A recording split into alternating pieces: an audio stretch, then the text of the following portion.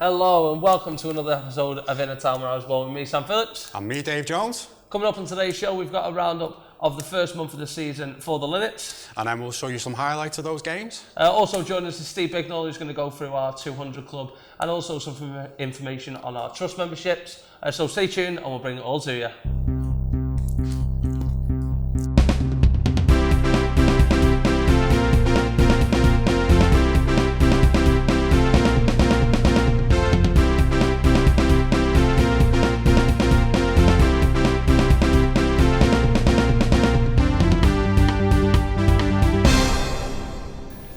So season so far, Dave. A couple of up and down results in August as an opening month of the season with the home opener here at Pontefract Collieries with the 1-1 draw. Now it was a different team dynamic really to what we normally see to see LO play. He sort of packed the back and had a lot of holding midfielders in there just to combat the big threat. They had quite a big physical side. Because Elo likes his teams to play football, doesn't he? Not to say that team didn't play football, but you could tell they were set up more to face that opponent than to play our own game. Because they were a big, strong side, quite direct, and they played that way from the start. And it almost worked. We got them to 0-0 at half-time. Fortunately, they did manage to score not long after the restart. But we kept in, we hung on in there, we won headers, we tried to play football when we could, and in the end we managed to get a goal through Jamie Rainford. Not the best finish I've ever seen, probably not one he'll remember, but it was important for him to get off the mark. And the all count, it doesn't matter whether you put one in from 35 yards or one bounces off your knee, it still goes down the goal, and especially on his competitive debut. First game of the season, he wanted to get off the mark quickly, as you said. So yeah, I think he needed that as well. We've taken over from such a Linnets legend in Freddie Potter. He needed to get off the mark early. Didn't want that to be around his neck for more than going into a few games. It might have started weighing him down. So to get off the mark in his first game, he would have been delighted with that, I'm sure. Yeah, and then the following Tuesday away at Mossley, a game I didn't manage to get to, so you're going to have to take the reins on this one. Yeah, well, again, I think it was a close range effort from Jamie Rainford again.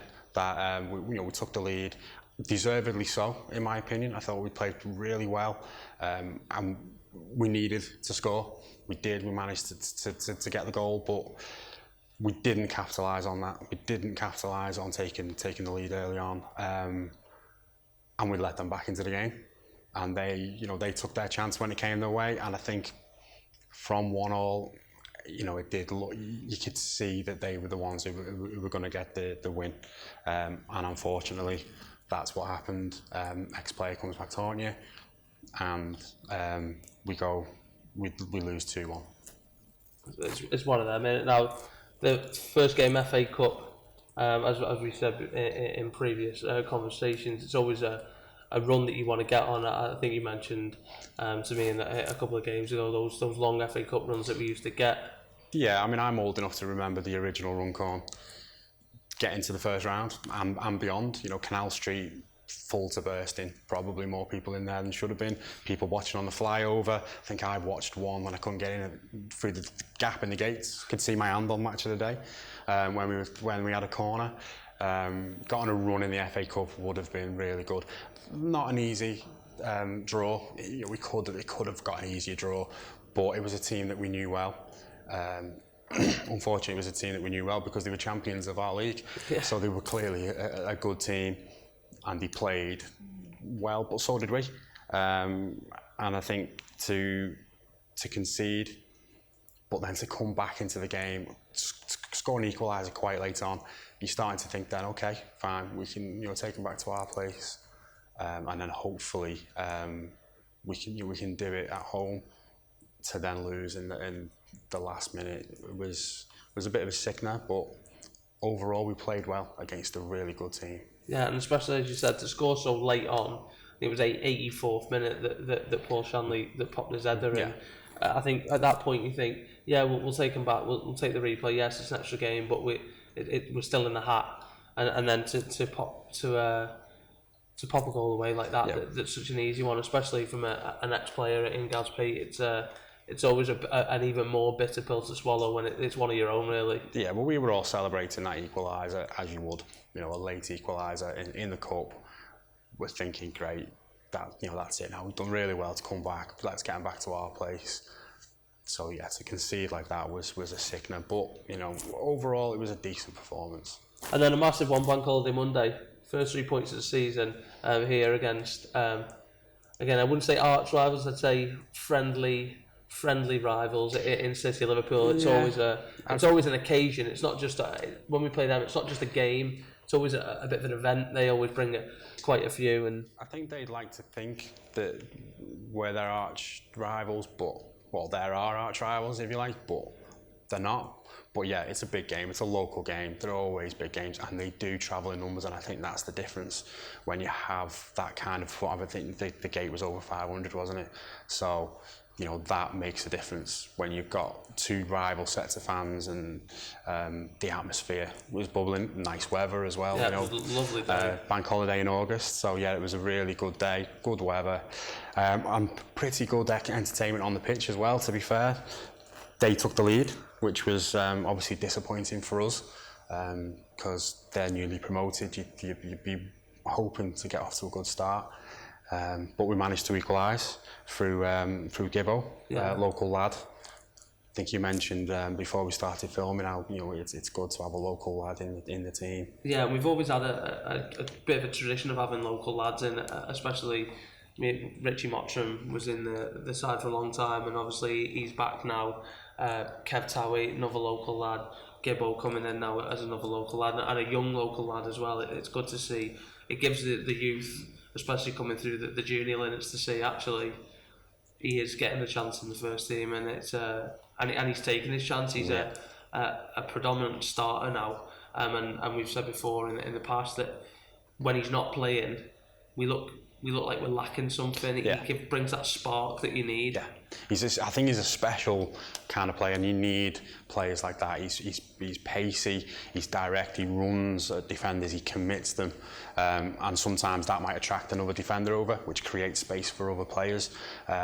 So he's a really good player, and he's also he doesn't mind coming in off the wing and getting a shot away.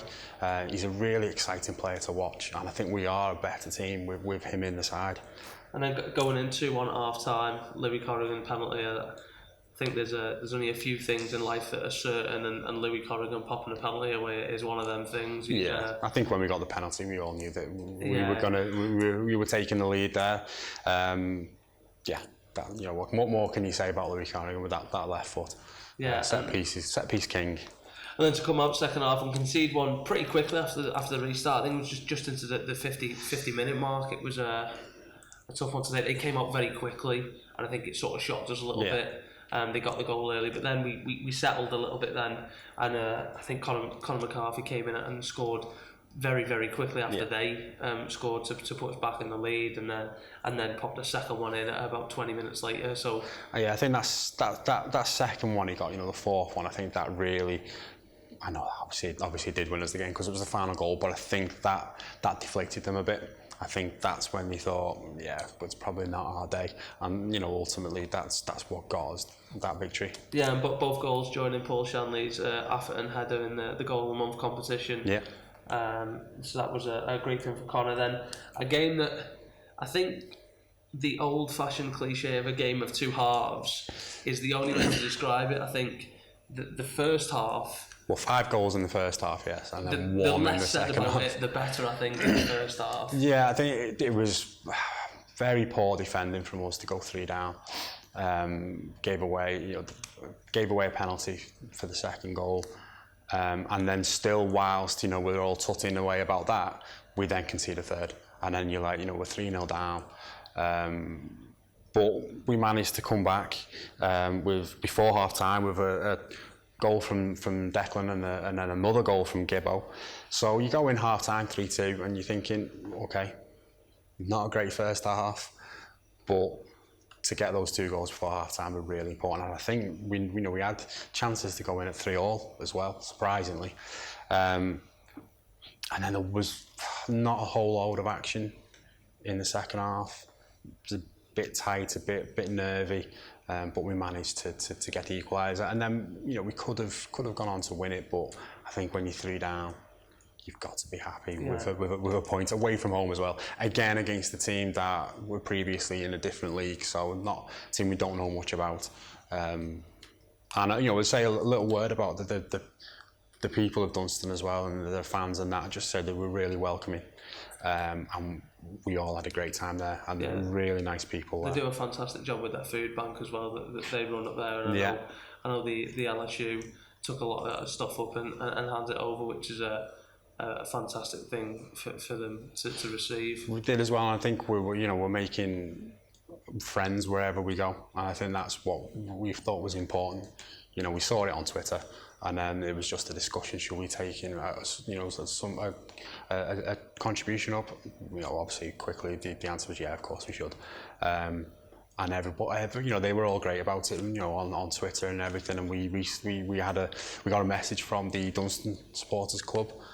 Just to ask us, for our advice on, the things that we've done, and I think that's important at this level. We need to do that. And wherever we go, we don't want people thinking, "Oh, I don't want them coming back." We want to make friends wherever we go, and we want them to look forward to us coming again. Obviously, we don't want to be on the pitch. we want them to be thinking, "Oh, I don't want to play them again." But off the pitch, we want them to welcome us back. Yeah, and then I think something that we both alluded to off camera, for me, the best performance of the season so far, the 1-1 draw here at the Millbank against Workington. It was a brilliant game of football, really. Two really top sides going knuckle to knuckle, really. It was a great game. Yeah, well, they were the top of the league at the time. Coming in, we'd not had the best of start. I think at that point we were thinking, this could go either way. So for us to play against them, again, an unknown quantity for us. But looking at the previous results, looking at the position in the league, we know it's going to be a tough game. Well, okay, as we said, they're the main games from August. Finishing the month there, 5 points from a possible 12. Not bad, not great. No. But it's better than none. Yeah, we've only finished with 1 win out of those against a newly promoted side, so you could look at it as negative, but we've played certainly in Pontefract, a pretty good team there. Dunstan, long way to travel, and then an unknown quantity, so to be 3-0 down as well, so a draw is probably pretty good. So yeah, I'd say overall, it's positive. Yeah, and the only real downside is exiting the FA Cup at that early point. But as we said, a tough place to go, a higher opposition, champions of our division last year, so we know what they're all about, and it is always a tough place to go. So at 2-1, you sort of go, yeah, that's not a bad result. So August, a good month overall. A couple of standout players throughout the month as well. Bailey Passant, brand new goalkeeper on loan from Tranmere Rovers. For such a young kid, an incredible ability in the goal there, and so commanding as well for such a young kid. Yeah, I think he's just got a real presence in goal. Makes some great saves as well. Some really, saves that you don't expect him to make. Good footwork, great delivery. You can tell he's going to be a future star. And I think the back four feels safe with him behind him. Yeah. He's a very, very good player. And then Connor and Jamie seem to be cracking up a good partnership when we can get them both on the pitch at the same time. It's a partnership that's brought 6 goals so far for us this season. Yeah, and I think Connor's going to be a key player for us. I think he's our star man, really. He's a really good player, played at a higher level, can still play at that level, but luckily we've got him. Jamie is a goal scorer, and you always need a goal scorer in your team. Yeah, exactly. And then Kyle Hammond, after such a lengthy injury last year, it's great to have club captain back, and he's such a presence to have not only on the pitch but in the dressing room, around the ground. He's an incredible player and an even better fella. Yeah, and I think that shows with the fact that even whilst he's been injured and been injured for a long time, he's still been at pretty much every game. I think I've seen him at every game that I've been to, and I think that speaks volumes about the person that Mucker is. And he's come back in, and he's gone straight back to commanding that midfield. and it showed. I think we really missed him. So it's Yes. good for him to be back. There has been some great performances over August. Now Dunstan, tough game, also a tough travel. Now I know yourself and Pete Cartlidge from the supporters group ran a travel club event up to that one. So do you want to just maybe give us a little bit about that? Yeah, I mean we did it really because it was something we were looking at to do a travel club for our members, but also for fans as a whole. The club mentioned to us that they were going to put on coaches for the players. So we said, well, that fits within our remit for us, what we're going to do. So we'll run the coach, we'll pay, we'll meet the cost of the coach, and then we will obviously the spare seats that we have, we'll sell to the fans, and we didn't quite know what to expect, to be honest. We knew we were going to organise it well. You could pay for it in person, cash. We had an online booking form, but we didn't know what to expect because it was quite expensive because it was a long way to go. But we sold out a couple of days before the trip was due to go, and then on the day, I don't think it could have gone any better. It was a brilliant atmosphere with the players, fans mixing together. And then on the way back, it was just a lot of fun.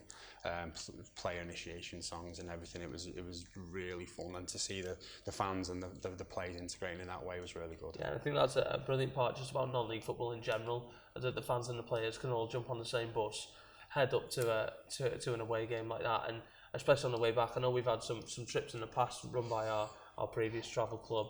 I remember one on a Tuesday night all the way up to Sunderland. For a cup game up there. I remember Mark Orton popping one in the I think it was the 95th minute to win 1-0, and the atmosphere on the way back. I think the bus drank the petrol tank's worth of wine on the way back because that was all we could find in the petrol station. It was a great atmosphere on the way back. Well, I would like to say a word to Anthony's Travel as well, who obviously we put the coach on. Their organisation was brilliant, and it was really smooth. They knew exactly where we were picking up players from Prestwich and where we were stopping, and also the driver was really accommodating for us as well, because obviously after the game players want to wind down a bit, and he was very understanding of ours and their needs.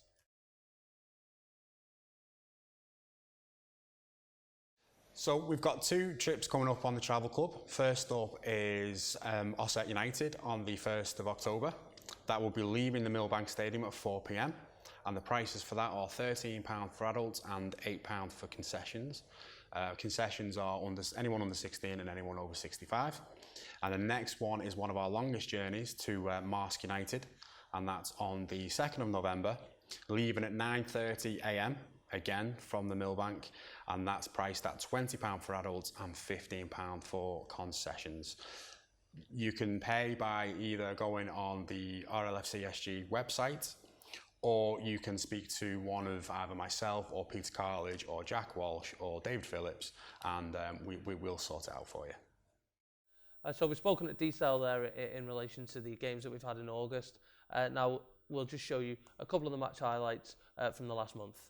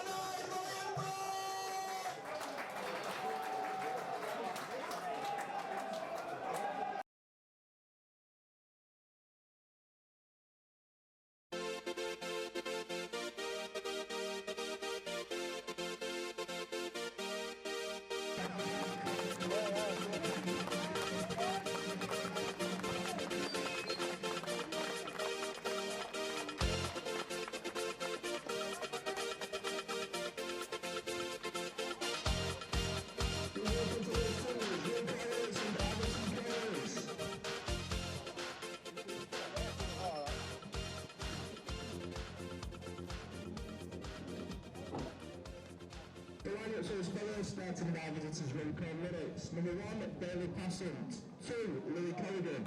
3, Peter Wiley. 4, Nicholas Rowan. 5, Ali Brown. 6, Ronnie McCarthy. 7, Howard Cannon Nolan. 8, Zach Allen. 9, Jamie Wilford. 10, Conor McCarthy. And 11, Paul Shanley. Substitutes for...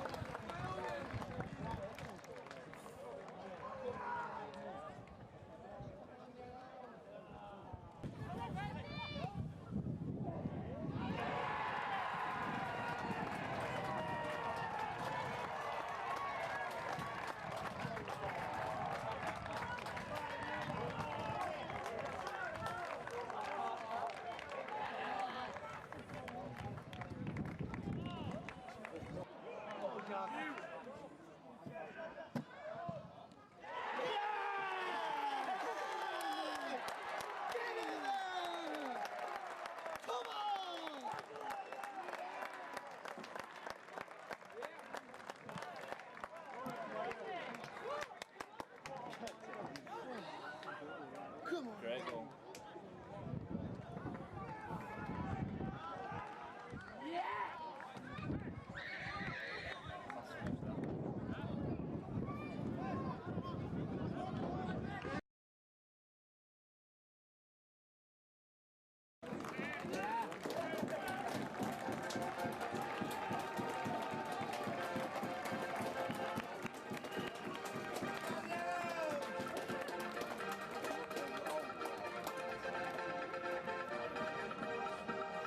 Ladies and gentlemen, boys and girls, welcome to the Millbank Stadium, home of Runcorn Football Club. It's a bank holiday and it's a scorcher, and today we welcome our friends from City of Liverpool for today's Betfixer Northern Premier League match. Thanks to our mascot.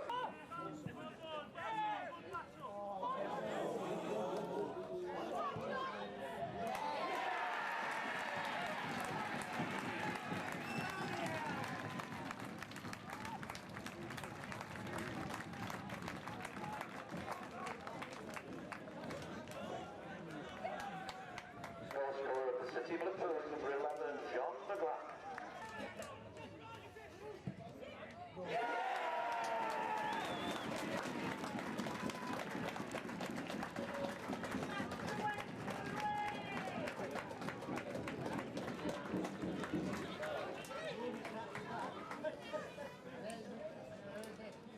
Come on, Willie!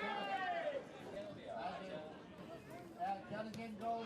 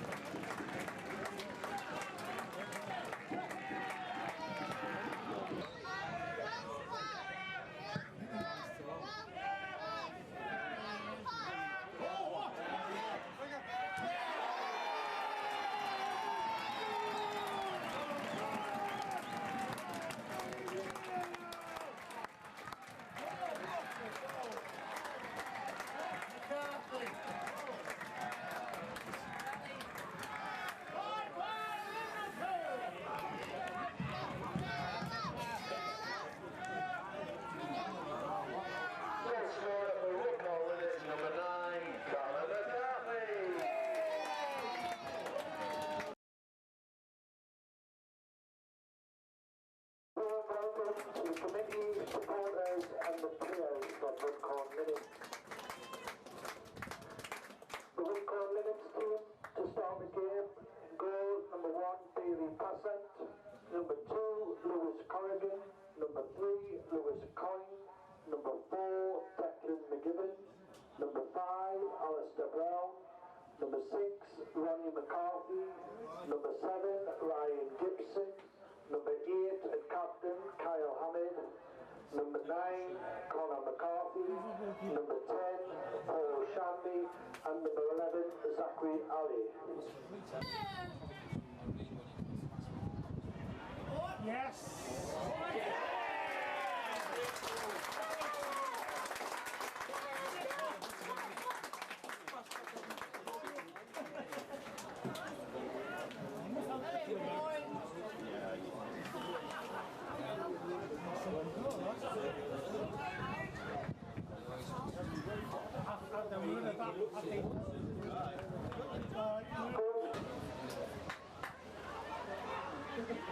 Go on, Cosy!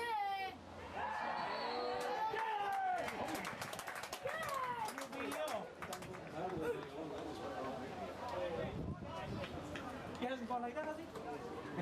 It's just wet windy. You're long-winded.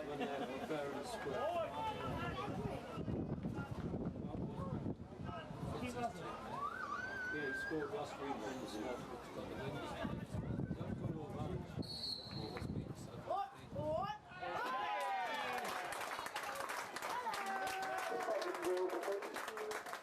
After 24 minutes, to number 9, Mark Fitzpatrick.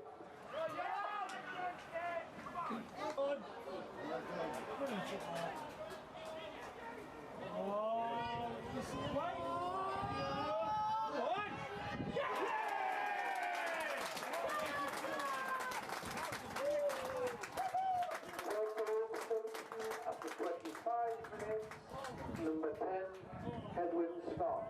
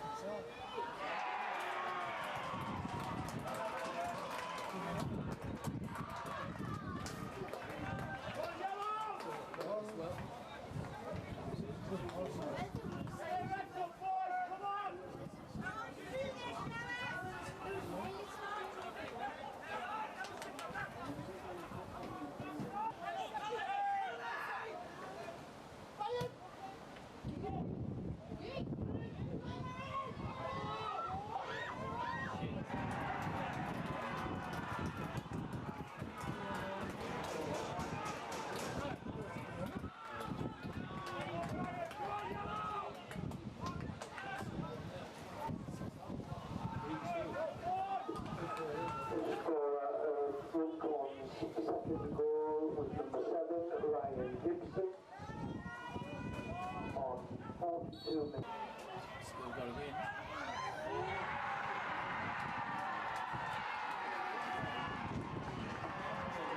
Scored an equalising goal from Runcorn, scored by number 9, Conor McCarthy.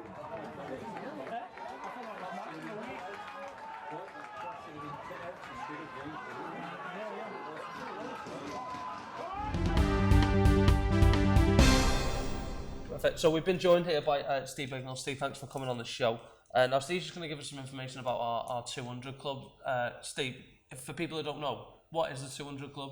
Okay, so the club runs various fundraisers, obviously. But most people watching this will know we are totally fans run, and all the money that comes into the club is just what's generated. There's no one putting money in. Everything that we get, we earn. Every penny that comes in is earned through people through the gate, selling food, selling beer, or fundraisers. They're absolutely vital. And for many years, we had a very successful lottery tote. It sort of became a bit of a non-event when the lottery changed from 49 balls to 59 balls. We realised that basically no one was winning it. To the point where when it decided to end, it had been going on for months and months and months, and the final prize was split. So the idea of the 200 club came in then, And what it is, the club runs its own internal lottery. It's carried out once a month here in the clubhouse or in, say, the cricket club in the summer where, you know, people gather and come and watch it. And you pay £5 a month for one ball. So there's always guaranteed to be a winner. The balls only go in once you've paid for them. And there's a set prize pool per month. So 200 club, first prize is £200. There's a £100 prize, there's a £50, and there's three £20. So quite a lot goes out each year. It's a very valuable fundraiser for us because money goes out to the supporters, money stays into the club. It's been around the 200 club since it was incepted, and we haven't really pushed it yet. One thing we would like to do is make it a 300 club. You know, I believe we're a big enough club to do that. You'd be surprised actually if you looked at the people who played it. A lot of them are outside of the club. You know, people who just picked it up and do it for a bit of fun, or someone who knows it in a pub or a friend has done it. So the crux of it is we need more people playing it. You know, we haven't pushed it yet. We will. One of the schemes we will run is we want the 200 club to be a 300 club. And just to give you an idea why that's so important, for every extra 100 people we can bring in terms of money for the club, it's approximately £6,000 a year that goes into the club. Massive for us, and what we can do with that, improve the club, improve the team, everything. So yeah, please come along, join the 200 club. Let's get it up to 300. Let's make that happen this season, because all this stuff helps our progression. Now, to join the 200 club, a few ways you can do it. First off, you go to the club's official website, runcornlinsfc.co.uk. The information is there. There's several people you can ask on a match day. Mike Bignall, the chairman.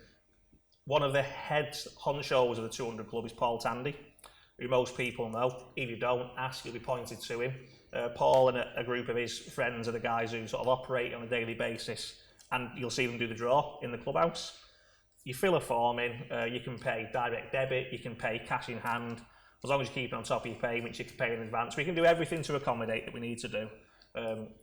We just want more players in, really. You know, come along, give yourself a chance to win some money, and let's get some more money into the club. Yeah, and it's a great chance, not only, as I say, to win yourself some money, but to help out your own club. It's especially a figure like that, £6,000 just for another 100 people is massive, especially at this level. And you think about what we could do with that money, it's a massive thing. So if you haven't joined the 200 club yet, please get in touch with one of the people that you can. Jump on the website, or I'm sure Ste at a match would definitely point you in the right direction, because we need to get that to 300. So that's down to you at home. So let's get that to 300. Absolutely, £5 per ball. You have as many balls as you like. I have 2. Some people have 1. Some have 3. Good places to go on a match day if you're looking for information on stuff like this. Go to the bar, or go to the tannoy stop by the stand, or grab a steward. Any of those people, if you ask them a question of, I want to join the 200 club or any of the other club events, you'll get pointed in the right direction. So Steve, that's the 200 club. Now, I know you've got some information regarding the trust memberships.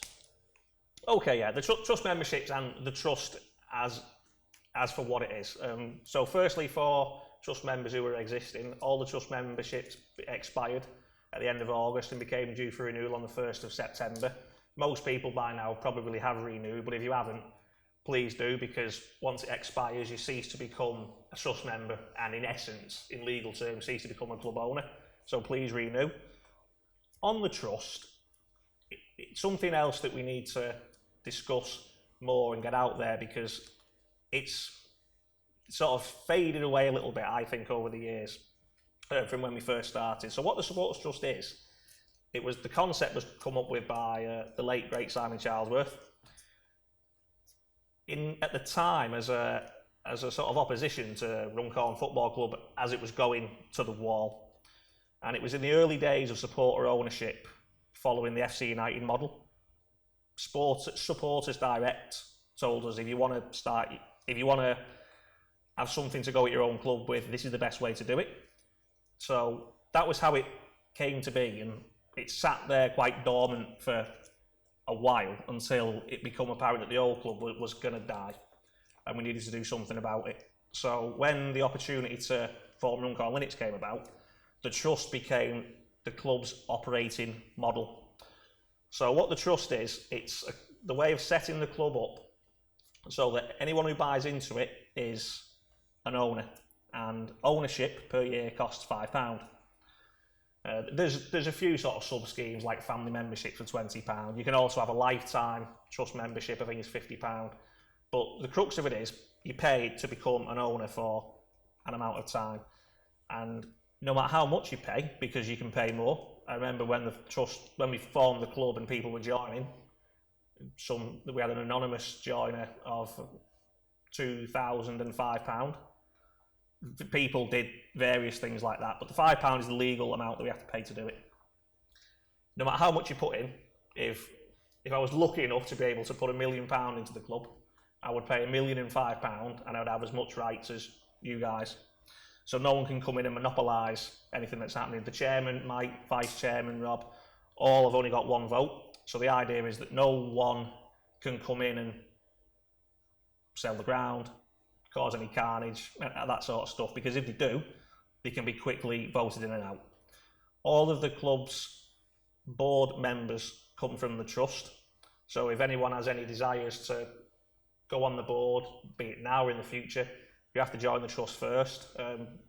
That's something else that we do need to happen. You know, trust members do need to be putting themselves forward for board members. The board has to keep moving forward and change and develop over time, which has happened quite a lot in the last few years, which has been good to see. But it needs more people joining the trust, and that isn't for financial gain. Really, the club doesn't make any money on the trust. £5, it is a negligible figure, but we need more owners. You know, more people need to become interested and want to do it. It gives you voting rights. You get to vote on certain things. You can take an active part in the AGM. That's where you can vote in and out board members, the chairman. You can propose ideas to the club, and it's all bound in legal jargon and protection, so nothing can be bypassed. It's the trust secretary at the minute is Dave Betley, and a journalist sort of by profession, so he scrutinises every single word. So there's a constitution in place that has to be followed. It is the property, in essence, the limited company of the club, but it's not a limited company. We're registered under a Charities Act, I think. Okay. So yeah, the trust is important to the club for every reason, because it's its ownership model and it's its form of protection, and it's quite surprising. I did a quick sort of acid test, if you like, of people who I wasn't dead familiar with, and asked them about are they in the trust, and a lot of people didn't know what it was or weren't, but didn't really have a reason for not being in it. You know, they just, and I'm a believer that sometimes you've got to wave things under people's noses. It's not that people actively aren't doing it, they just, I'm like it myself, you're blasé, you come to the game, you watch the game, I'll do it this week, you go home, I forgot again. But it's really, really important that people join it. The more trust members we get, the better the club will become, because the other thing I believe is there'll be so much knowledge and experience and talent out on our terraces that isn't being tapped into. We've seen it firsthand with the onset of the supporters group, you know. Yeah. A group of people who I think I'd only ever seen drunk ever in 10 years of sort of knowing us, and suddenly you come along and you put the travel club together and various other things. It's fantastic, and it won't be just you who've got that skill. There'll be other people, but at the minute we're not getting all of them. So joining the trust is a good way to do it. You come to the AGM, which usually takes place in December. So yeah, again, like the 200 club, joining the trust is important, but for a completely different reason. When the club says owned by the supporters, the trust is it. The supporters trust is the fan ownership model. So please come and see us, sign up. Again, it's £5 a year is all you have to pay. Not going to lie, at the minute you don't get a great deal for it. So apart from the fact you are legally an owner and you've got more of a say when things are going right or wrong, and if you want to join the board, you can do. There's a process to follow with the trust, where you have to fill a form in, various other bits and bobs signed by yourself and others. But the forms they're on the bar right now. They're on the bar every match day. Again, if you see the usual people, ask at the bar, ask myself, ask at the tannoy station, ask Mike, the chairman. You can point you in the right direction. Ask Dave Betley or Mark. Dave is the trust secretary. Mark Buckley is the trust assistant secretary. So any of us can help you get signed up.